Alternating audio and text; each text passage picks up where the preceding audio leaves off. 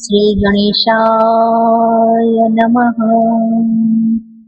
श्री बाके बिहारी लाल की जय।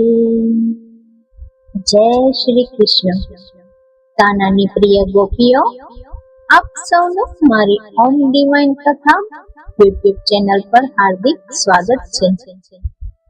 આજે હું તમને પુરુષોત્તમ માસ કથાના અધ્યાય 22 માં આવતી કથા કહી રહી છું, જેનું નામ છે વ્રતના નિયમો।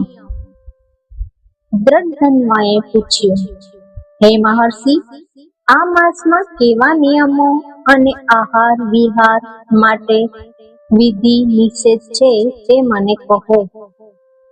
વાલ્મીકી બોલ્યા, હે રાજા, આ માસમાં ઘઉં, મગ, જવ, તલ, વટાણા, રતાળુ, કેળા, કેરી, કાકડી, ફણસ, સિંધવ, ગાયનું ઘી, દૂધ, દહીં, હરડે, પીપર, છાશ, જીરું, સૂંઠ, આમળા ઇત્યાદિનું સેવન કરવું।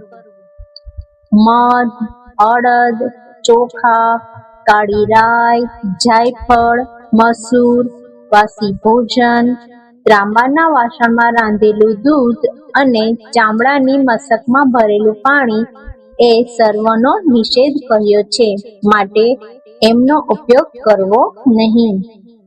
બને તો પતરાળામાં બ્રહ્મચર્યનું પાલન કરવું। લસણ, ડુંગળી, મૂળા, સરગવાની સિંગ, નાગર મોથનો ત્યાગ કરવો।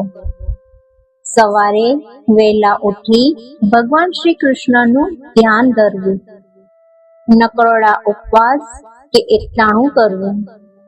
તુલસી પત્રથી શાલિગ્રામની પૂજા કરવી। આ પ્રમાણે વ્રત કરી નિયમોનું પાલન કરનાર ગોલોકમાં જાય છે। તેને આધિ, વ્યાધિ કે ઉપાધિ નડતી નથી। ભૂત, પ્રેત કે પિશાચ કનડતા નથી। આ અધિક માસમાં આ પ્રમાણે વ્રત આચરનાર શ્રી હરિને અત્યંત પ્રિય થઈ પડે છે। બોલીએ શ્રી પૂર્ણ પુરુષોત્તમ ભગવાનની જય। હે પ્રભુ શ્રી કૃષ્ણ, આ પવિત્ર પુરુષોત્તમ માસમાં ભક્તિ, શ્રદ્ધા અને સારા કર્મ કરવાની અમને બધાને શક્તિ આપજો। જે કોઈ આ કથા શ્રદ્ધાથી સાંભળે કે કરે તેમના તમામ દુઃખ દૂર થાય અને તેમના જીવનમાં સુખ શાંતિ આવે। જો તમને આવી આધ્યાત્મિક કથાઓ ગમતી હોય તો વિડીયોને લાઈક કરો, મારી ચેનલને સબસ્ક્રાઇબ જરૂર કરજો અને આ કથાને તમારા પરિવાર અને મિત્રો સાથે શેર કરવાનું ભૂલશો નહીં। તમારો સાથ અને આશીર્વાદ હંમેશા મને આપતા રહેજો।